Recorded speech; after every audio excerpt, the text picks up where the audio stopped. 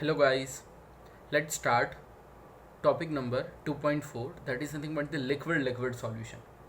Okay, so when liquid solution की जब बात करेंगे तो लिक्विड सॉल्यूशन के रिलेटेड जब हम बात करते हैं we know very well that liquid solution means what solvent and solute दोनों क्या होंगे ए और बी दोनों क्या होंगे लिक्विड.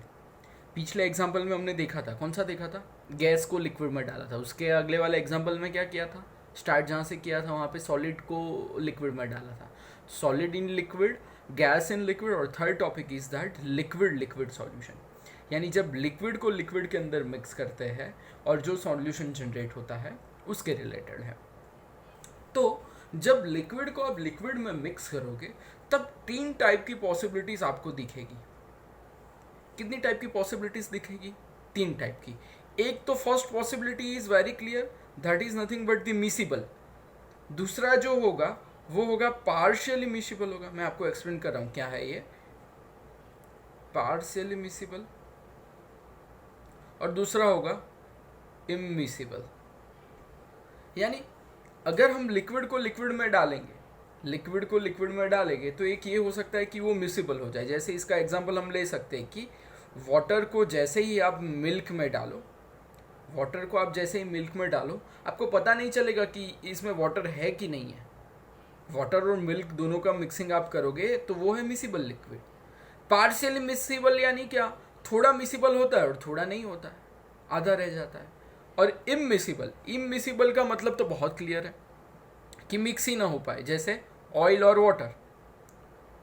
वाटर को आप एक दूसरे में मिक्स करोगे तो वो क्या होगा, इमिसिबल लिक्विड होगा. So we in this topic right now जो पढ़ने जा रहे हैं that is nothing but the vapour pressure related जो लिक्विड सॉल्यूशन है.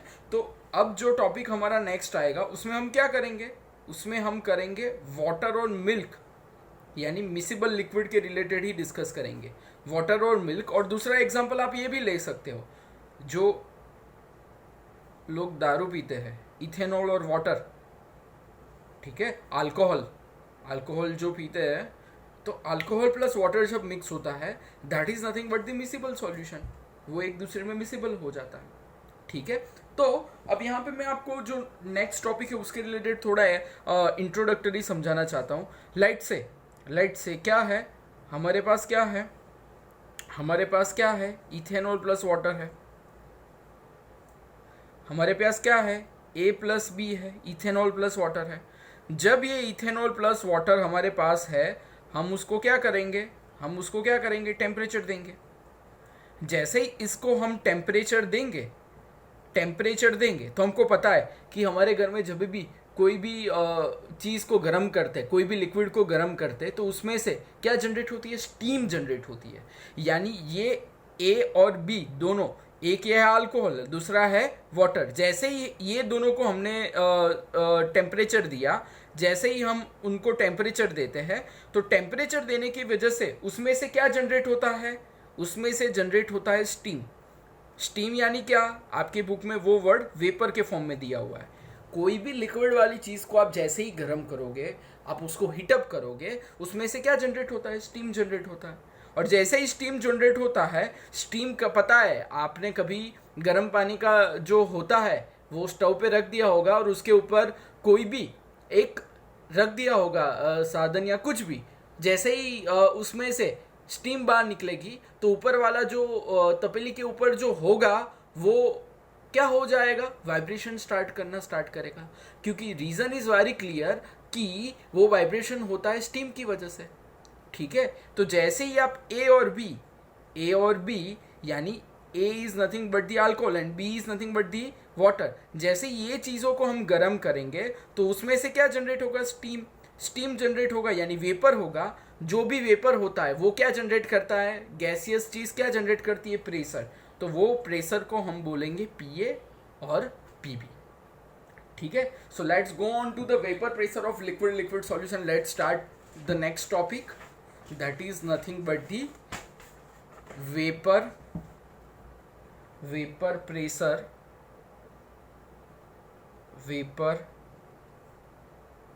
pressure of liquid solution.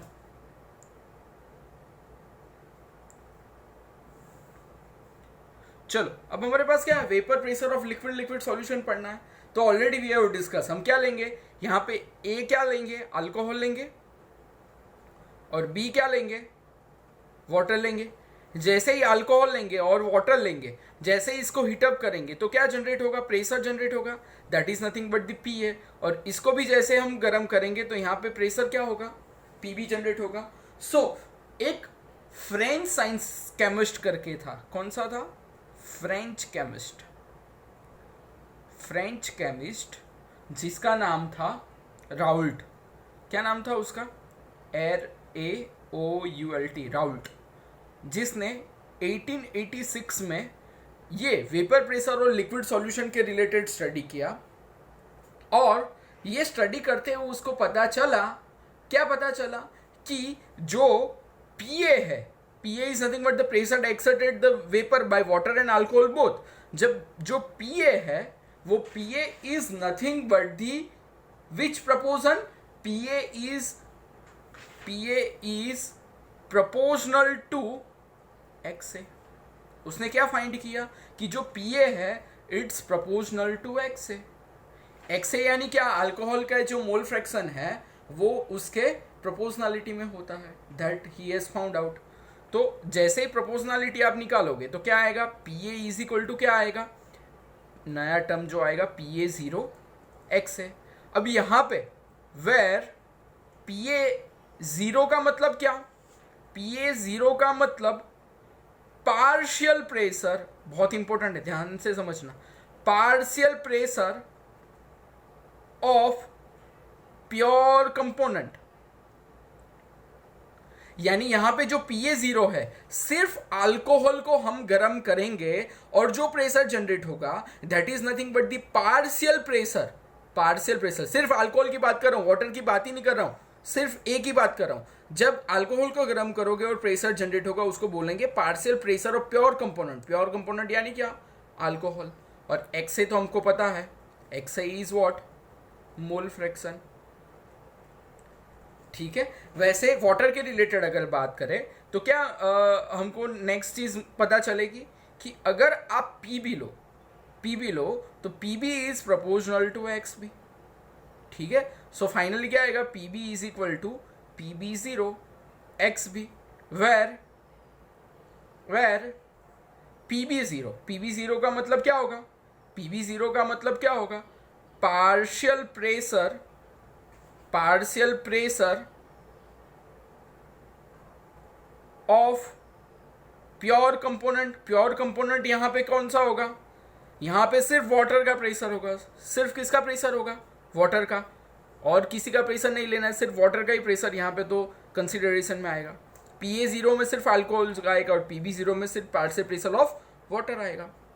ठीक है, तो इससे ये पता चला, डाल्टन को ये पता चला कि PA है, जो टोटल प्रेशर ऑफ A है, is proportional to X and PB is proportional to XB। अब हम 11 में पढ़ चुके हैं, डाल्टन्स लॉ क्या बोलता था, डाल्टन्स लॉ क्या बताता है, डाल्टन्स लॉ बताता है the total pressure P total is equal to PA plus PB। Very simple. चलो PA का वैल्यू क्या है, PA0 XA, तो चलो रख दो PA0 XA। PB का वैल्यू क्या है, PB0 XB, चलो रख दो PB0 XB। ठीक है, अब हमको ये पता है मोल फ्रैक्शन का, मैंने ऑलरेडी आपको बताया था, XA plus XB is equal to क्या होता है, 1 होता है। तो चलो यहाँ पे XA इज इक्वल टू क्या रख सकते हैं, XA इज इक्वल टू रख सकते हैं 1 माइनस XB। तो यहाँ पे आएगा PA0 into 1 minus XB plus PB0 into XB, that is nothing but the P total. ठीक है, so it's very easy. So this equation is nothing but the Raoult's law equation. ये जो final equation हम लाए उसको Raoult's law का equation बोला जाता है। अब समझना आपको ये है कि इतना जो हमने बताया वो सिर्फ हमने vapour pressure of liquid solution के रिलेटेड बताया। अब इस चीज से हम एक ग्राफ प्लॉट करेंगे।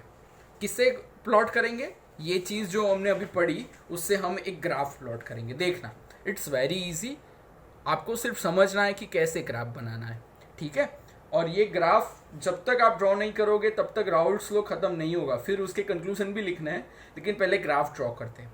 चलो, ग्राफ में यहाँ पे देख के हमको पता चलता है कि एक जगह प्रेशर है और एक जगह क्या है, मोल फ्रैक्शन है। बहुत इंपॉर्टेंट ग्राफ है, हाँ, अच्छे से देखना वरना खुद से फिर रट्टा लगाना पड़ेगा। चलो, क्या है यहाँ पे, एक जगह प्रेशर है और एक जगह क्या है, एक जगह पे मोल फ्रैक्शन है। तो चलो प्लॉट करते हैं, अच्छे से देखना, ठीक है। चलो, अब हमको पता है कि एक जगह पे पार्शियल प्रेशर है। क्या है? एक जगह पे है पार्शियल प्रेशर, तो उसको कर देते हैं पार्शियल प्रेशर, ठीक है।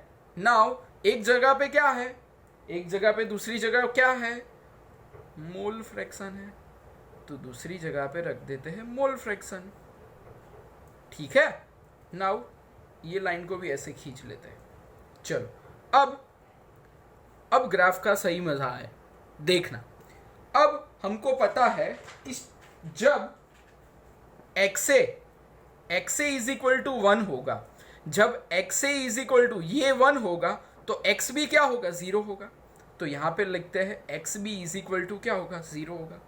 स्टार्टिंग कंडीशन में XA इज इक्वल टू 1 हो तब XB इज इक्वल टू 0 होता है।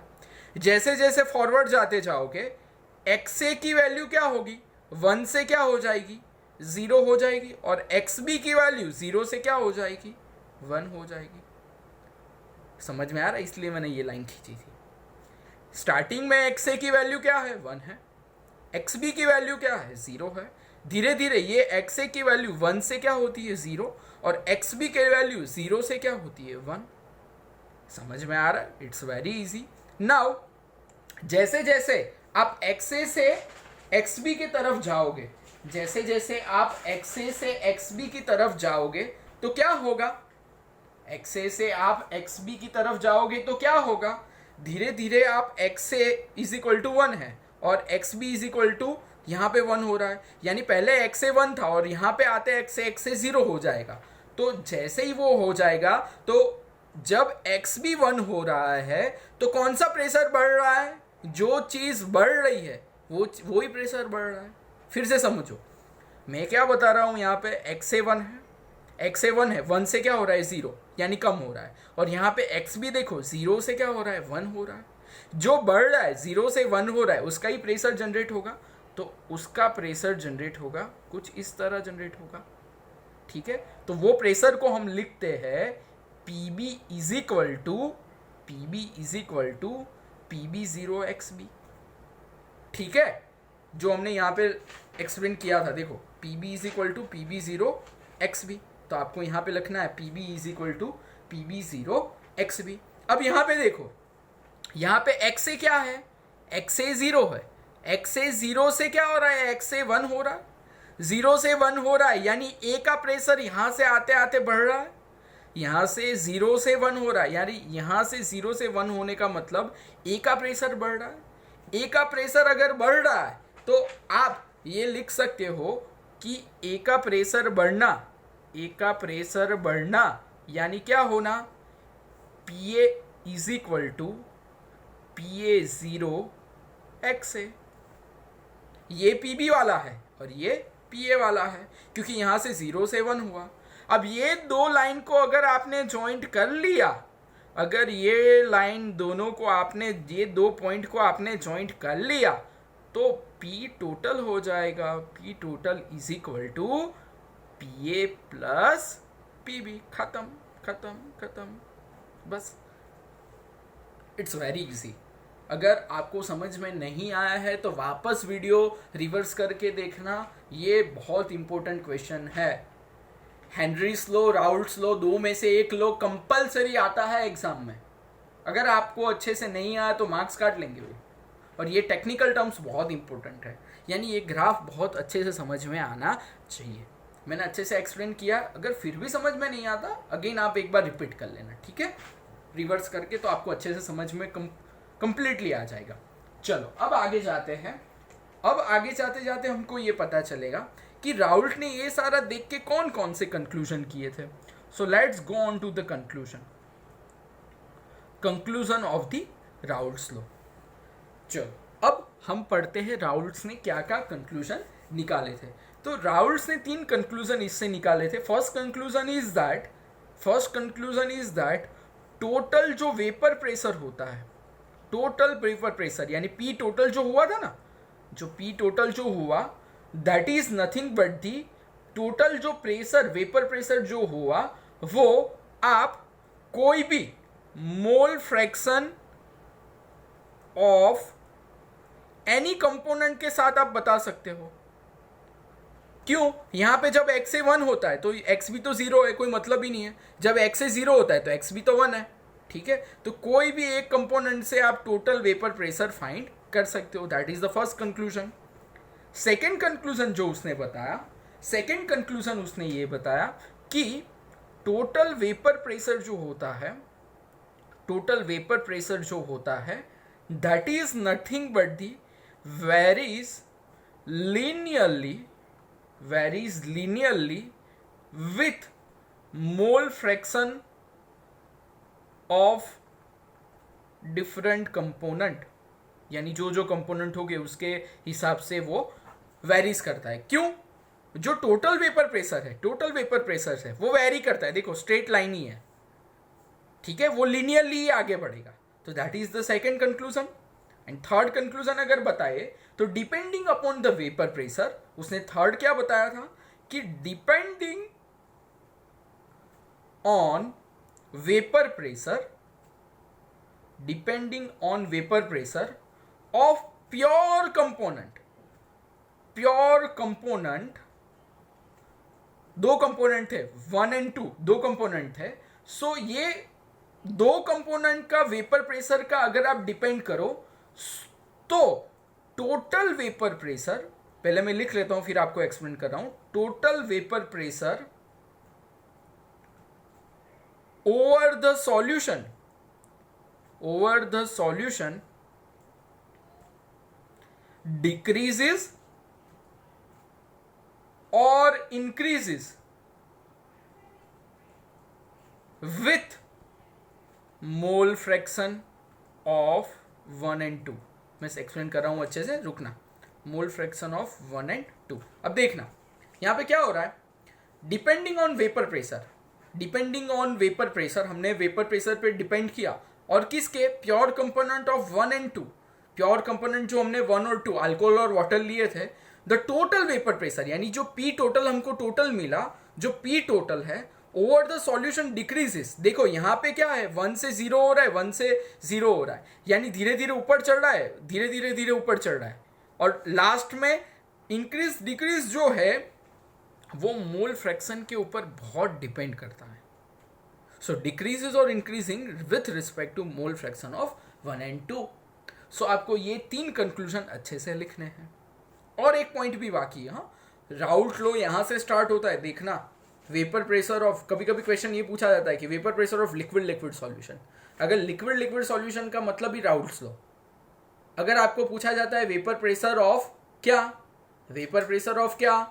Gas in solid, sorry gas in liquid, तो आपको हेनरीज लॉ लिखना है. तो क्वेश्चन ऐसे भी पूछे जाते हैं, आपको कंफ्यूज नहीं होना है. यानी यहां से स्टार्ट होके अभी यहां तक तो हमने किया, अब दूसरा थोड़ा बाकी है वो अपन कर लेते हैं. चलो नेक्स्ट रिलेटेड टू, अगर आप आपकी बुक में देखोगे तो उन लोगों ने ये भी चीज मेंशन की हुई है कि अब यहाँ पे क्या हुआ. देखो फिर से मैं थोड़ा एक्सप्लेन करता हूँ क्योंकि पेज दूसरी जगह है. यहाँ पे ए और बी है, तो यहाँ पे आपने ए और बी को गर्म किया तो आपको पी ए और पी बी दोनों मिले, pressure of A and pressure of B मिला. लेकिन सिर्फ वेपर स्टेट में, मैं सिर्फ वेपर स्टेट की बात कर रहा हूं, सिर्फ वेपर स्टेट. मेरी पेन खत्म हो गई है, let me stop the video. Okay, so कहां पे थे अपन? वेपर प्रेशर पे, वेपर स्टेट पे थे ना. चलो एक बार वापस स्टार्ट करते हैं. वेपर स्टेट की मैं बात कर रहा था, सिर्फ वेपर स्टेट की बात कर रहा हूं. व्हाट आई एम टॉकिंग, जो ए को पीए की, ए को जैसे ही टेम्परेचर दिया उसका प्रेशर पीए हो गया, बी को टेम्परेचर दिया उसका प्रेशर पीबी हो गया, ये सब आपको क्लियर है. अब सिर्फ मैं वेपर स्टेट की बात कर रहा हूं, यानी उसमें से जो वेपर स्टेट हुआ उसका ही अगर हम बात करें तो उसके रिलेटेड, जैसे जनरली हम मोल फ्रैक्शन को कैसे बताते हैं, मोल फ्रैक्शन को x लेते हैं, लेकिन यहां जब वेपर स्टेट के रिलेटेड मोल फ्रैक्शन की बात करें तो उसको बताएंगे y। ठीक है, तो मोल फ्रैक्शन जब वेपर स्टेट के रिलेटेड बात करेंगे तो YA इज इक्वल टू क्या होगा, PA upon P total. So PA is equal to YA into P total. So that is the first equation. ठीक है, दूसरा क्या कर सकते हैं, YB इज इक्वल टू क्या आएगा, PB अपॉन P टोटल। ठीक है, तो PB is equal to YB into P total. ये बहुत इंपॉर्टेंट है, लिखना है आपको, आपकी बुक में मेंशन है। किसके रिलेटेड बात करूं, जब वेपर स्टेट की बात होती हो तभी। ठीक है, सो यहां तक आप लिखोगे तब जाके आपका राउल्ट्स लॉ खत्म होगा। ठीक है, it's a most important question, अच्छे से करना, बहुत इंपॉर्टेंट है। ठीक है, now let's go to the another topic, that is nothing but the 2.4.2 2.4.2 that is nothing but the Raoult's law as a special case of Henry's law।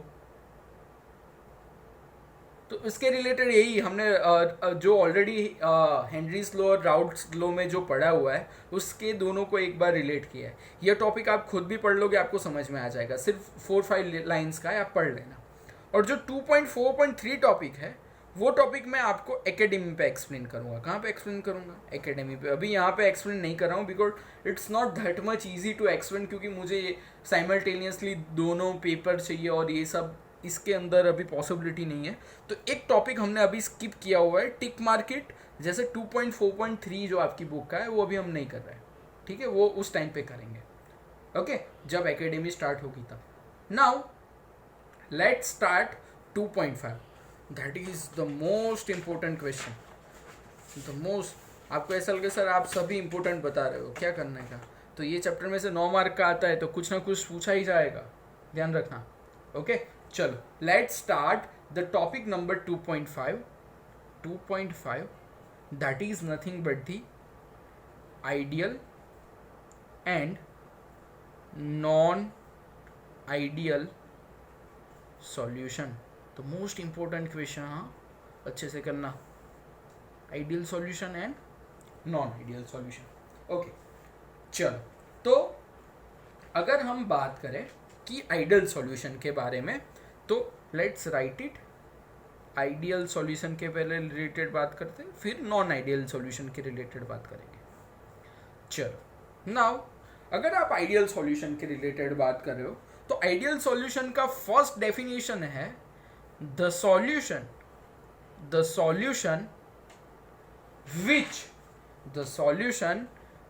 which obeys the Raoult law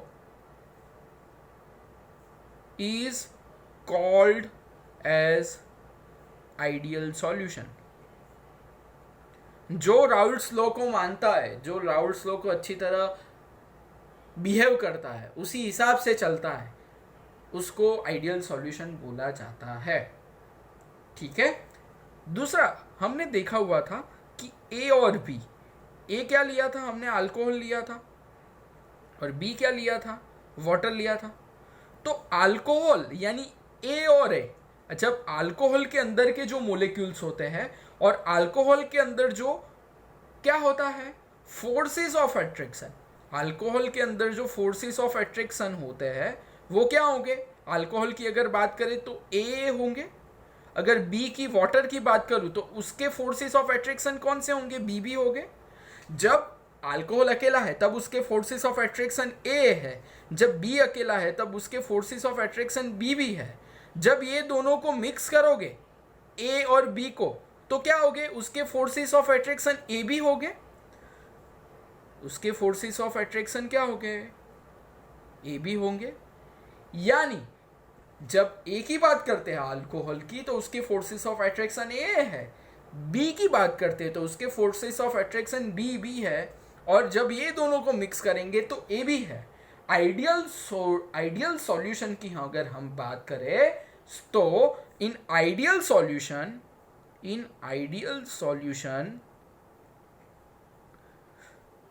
A forces of attraction, B forces of attraction और A B सब forces of attraction are same. All forces of attractions are same. किसकी बात कर रहा हूं? Ideal solution में। यानी ideal solution में जब आप सॉल्वेंट और सॉल्यूट दोनों लेते हो, अल्कोहल और वाटर दोनों लेते हो, तब उसकी फोर्सेस ऑफ अट्रैक्शन की अगर आप बात करोगे, all forces of attraction are same. That is nothing but the ideal solution. ठीक है, हमने इसके रिलेटेड पढ़ा था कि आइडियल सॉल्यूशन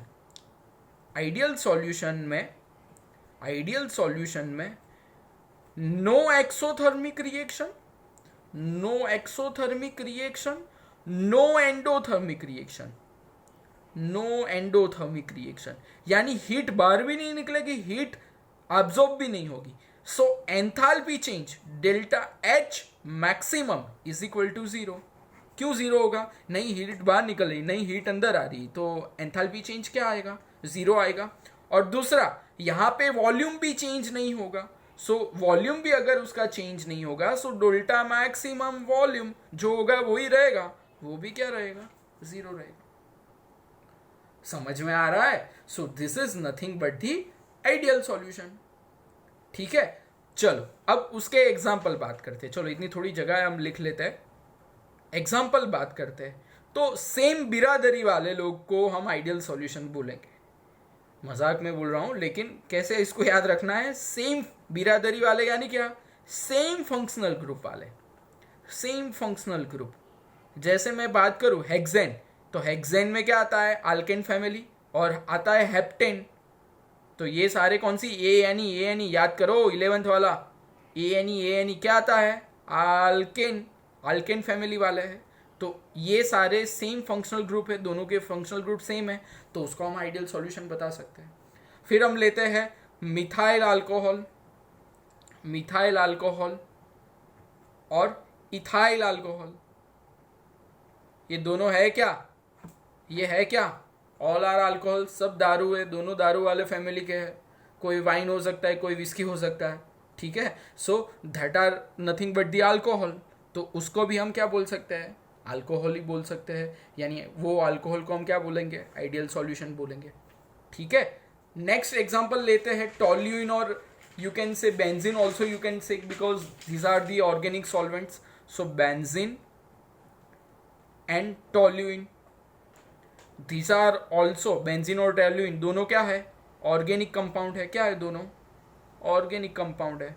तो उसको भी आप आइडियल सॉल्यूशन के एग्जांपल में ले सकते हो। So it's very easy theory, बहुत पूछी जाती है आइडियल सॉल्यूशन में, लोग लिख नहीं पाते, आपको अच्छे से लिखना है। ठीक है, so this is nothing but the ideal solution. चलो अब जाते हैं, आइडियल सॉल्यूशन तो खत्म कर दिया, अब उसका ऑपोजिट जाते हैं, नॉन आइडियल सॉल्यूशन। ये बहुत पूछा जाता है 3 मार्क्स में क्वेश्चन। ठीक है, ये नहीं, और उसके अगले साल में ये क्वेश्चन पूछा गया था, नॉन आइडियल सॉल्यूशन के रिलेटेड ग्राफ दोनों प्लॉट करने। अभी देखेंगे, आपको सब पता चलेगा, लेकिन इट्स वेरी इंपॉर्टेंट क्वेश्चन। हाँ चलो, so let's start with the non ideal solution.